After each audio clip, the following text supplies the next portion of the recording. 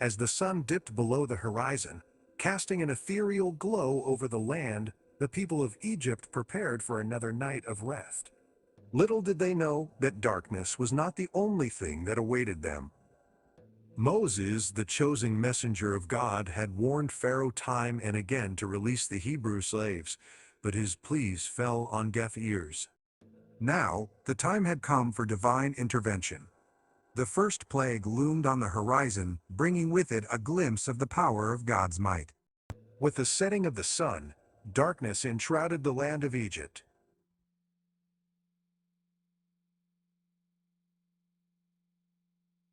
For 3 long days the people groped through the blackness, unable to see their own hands before them. But in the land of Goshen, where the Hebrews dwelled, light endured. God had drawn a clear line between the Egyptians and his chosen people, a sign of the protection he would offer them in the times to come. As the sun rose on a new day, the Egyptians awakened to a sight that struck fear into their hearts. The waters of the mighty Nile River, once a source of life and abundance, had turned into a vile pool of blood. All the fish in the river died, and its foul stench permeated the air. Pharaoh's heart remained hardened, and he refused to let the Hebrews go, even as the river that sustained his kingdom turned against him. The land of Egypt was now plagued by a swarm of frogs that invaded every corner, slipping into homes, covering streets, and infesting the beds of the people. Frogs hopped and croaked day and night, a constant reminder of Pharaoh's stubbornness. Despite his court magicians replicating the trick, their efforts could not undo the havoc wreaked upon the kingdom. The intensity of the situation grew, and it became evident that God's power surpassed any earthly sorcery. Next, the land was plagued by swarms of gnats, tiny insects that tormented both man and beast. The gnats materialized from the dust of the earth, covering everything in their path. Yet, Pharaoh's heart remained unyielding, and his defiance persisted. The discomfort inflicted by the gnats illustrated the consequences of his stubborn resolve, as both the Egyptians and their leader suffered the consequences of their enemy. 26. With each passing day, the plagues intensified, and so did Pharaoh's resistance. The land was struck by a pestilence which killed the Egyptian livestock, leaving them bereft of their livelihood and sustenance. Overwhelmed by the loss, Pharaoh remained steadfast in his refusal to release the Hebrews. The consequences of his obstinacy multiplied, and the Hebrew slaves were forced to witness the devastation that befell their oppressors. As the next plague befell Egypt, painful boils erupted on the skin of both man and beast. The festering sores brought untold agony and suffering.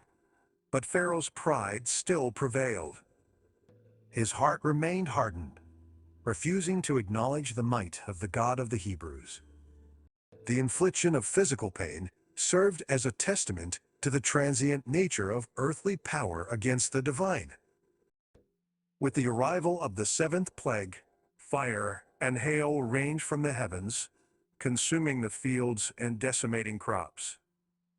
No longer could the Egyptians find solace in their abundant harvests, as the bounty turned to ash before their very eyes.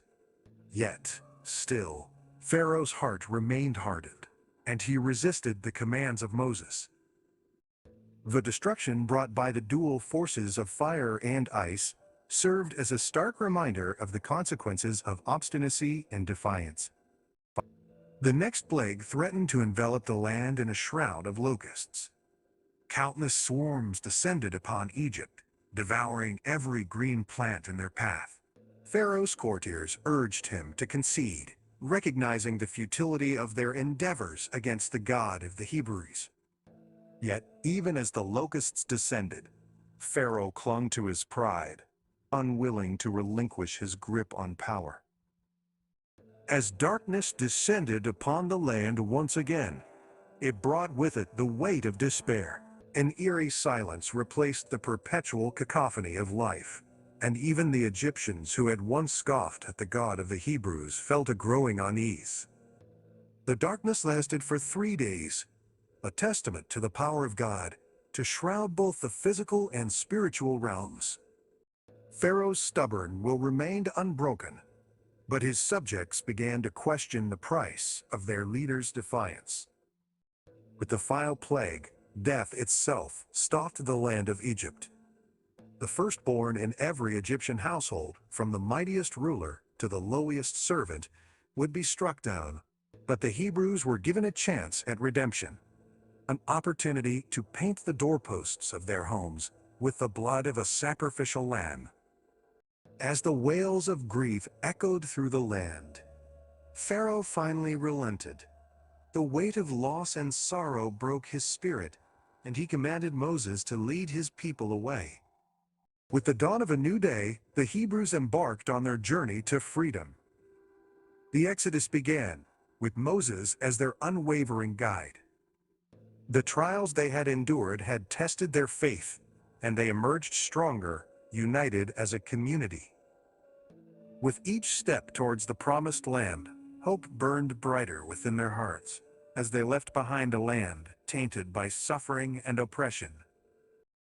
The plagues of Egypt had not only served as a means of liberation, but also as a profound testament to the power of faith and the unwavering compassion of their God.